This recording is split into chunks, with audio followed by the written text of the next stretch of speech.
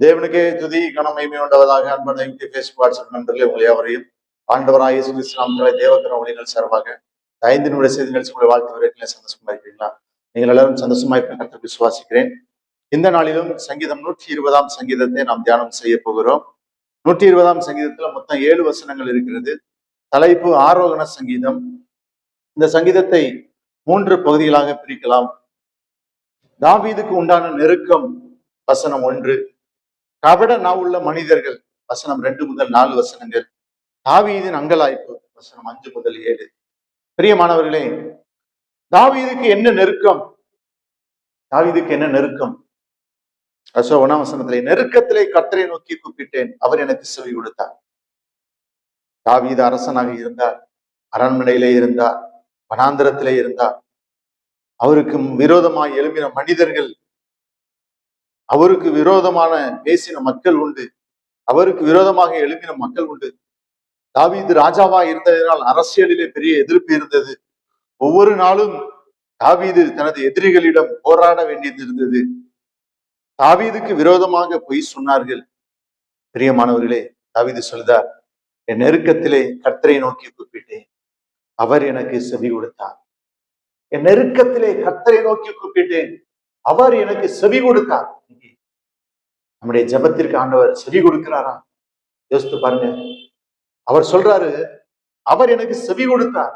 நம்முடைய ஜெபங்கள் எல்லாம் கர்த்தர் கேட்கிறார், அவர் பதில் கொடுக்கிறார். அப்படி விசுவாசம், பதில் கொடுக்கிறார். அது மாத்திரமல்ல, 2ஆம் வசனத்துல, கர்த்தாவே பொய் உதடுகளுக்கும் கபட நாவுக்கும் என் ஆத்மாவை தப்புவியும். பொய் உதடுகளுக்கும் கபட நாவுக்கும் என் ஆத்மாவை தப்புவியும். பொய் உதடுகள், சங்கீதம் 122, கர்த்தாவே பொய் உதடுகளுக்கும் என் கபடனாக ஆத்மாவை தப்புவியும். நீதிமொழிகள் 4:24 சொல்கிறது, வாயின் தாறுமாறுகளை உன்னை விட்டு அகற்றி உதடுகளின் மாறுபாட்டை அது தூரப்படுத்து. நீதிமொழிகள் 5:3, பரஸ்திரியின் உதடுகள் தேன் கொடுப்போல் ஒழுகும், அவள் வாய் எண்ணெயிலும் மிருதுவாய் இருக்கும். நீதிமொழிகள் 8:7, என் வாய் சத்தியத்தை எழும்பும், ஆகாமியம் என் உதடுகளுக்கு அருவருப்பானது. நீதிமொழிகள் 10:18, பகையை வெறுக்கிறேன், பொய் உதடன் புறங்கூறுகிறவன் மதிகேடன். நீதிமொழிகள் 12:22, பொய் உதடுகள் கர்த்தருக்கு அருவருப்பானவைகள், உண்மையாய் நடக்கிறவர்கள் அவருக்கு பிரியம். பொய் உதடுகள் கர்த்தருக்கு அருவருப்பானவைகள். அதான் சொல்ற, கர்த்தாவே பொய் உதடுகளுக்கும் கபடனாவுக்கும் என் ஆத்மாவை தப்புவியும் என்று சொல்லி தாவீது ஜெபிக்கிறார். பொய் உதடுகள் கர்த்தருக்கு அருவருப்பானவை. நீதிமொழிகள் 18:6, மூடனுடைய உதடுகள் விவாதத்தினுடையும் அவன் வாய் அடிகளை வரவழைக்கும். நீதிமொழிகள் 26:24, பகைஞன் தன் உள்ளத்தில் கபடத்தை மறைத்து தன் உதடுகளினால் சூது பேசுகிறான். ஏசாயா 6:5, அப்பொழுது நான் ஐயோ அதமானேன், நான் அசுத்த உதடுள்ள மனுஷன், அசுத்த உதடுள்ள ஜனங்களின் நடுவில் வாசமாய் இருக்கிறவன்.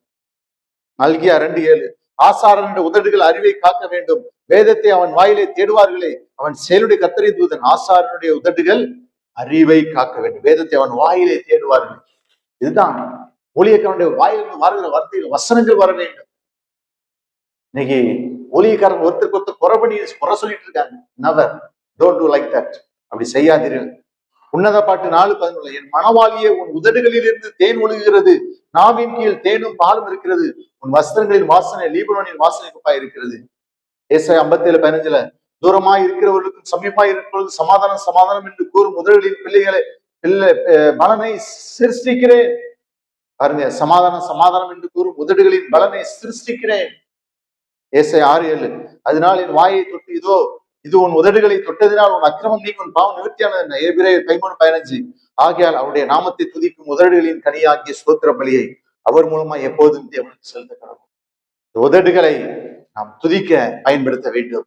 புறங்குறி திருவதற்கு அல்ல, தூசண வார்த்தைகளை பேசுவதற்கு அல்ல, சபிப்பதற்காக அல்ல, தேவனை பாடுவதற்கும் தேவனை துதிக்கிறதுக்கும் ஸ்தோத்திரப்படியை சொல்வதற்கும் இந்த உதடுகளை தேவன் பயன்படுத்துகிறார். அது மாத்திரமல்ல, சில சங்கீதம், சமாதானத்தை பைக்கிடத்தில் என் ஆத்மா குடியிருந்தது போதும், நான் சமாதானத்தை நாடுகிறேன். அவர்களோ நான் பேசும்போது யுத்தத்துக்கு எத்தனைப்படுகிறார்கள். சமாதானத்தை நாடுகிறேன். குடும்பங்களிலே சமாதானம் இல்லை, கணவன் மனைவிக்கிடையே சமாதானம் இல்லை, பிள்ளைகள் பெற்றோரிடத்திலே சமாதானம் இல்லை, உற்றார் உறவிடத்திலே சமாதானம் இல்லை. சமாதானத்தை கூறி சமாதானத்தை சுவிசேஷமா கூறி சுவிசேஷனுடைய பாதங்கள் எவ்வளவு அழகா இருக்கு. ஆகவே கர்த்தர் இந்த வார்த்தை ஆசீர்வாதம் ஜெபிப்பான். அன்றவரே வசந்த பிள்ளைகள் ஆசீர்வதி. இயேசு நாமத்தில் ஜெபிக்கிறோம். தேங்க்யூ.